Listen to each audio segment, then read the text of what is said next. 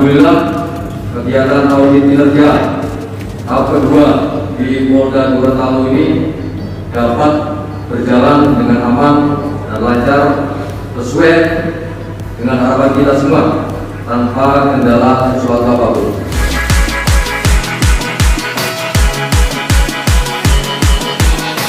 Akan kita dengarkan bersama apa yang sudah disampaikan oleh Auditor Kepolisian Utama, ya, bahwa temuan-temuan ini cerminan dan potret dari para Kasatker, ya, selaku KPA dalam mengelola anggaran sebagai pendukung kinerja. Mungkin konteksnya lebih ke belanja barang, ya, selain belanja modal juga. Saya selaku Kapolda mengucapkan terima kasih kepada tim Asuh. Saya sangat terbantu, ya, dengan temuan ini. Nah, kemudian kepada para Kasatker ini jadikan pedoman untuk lebih baik, ya.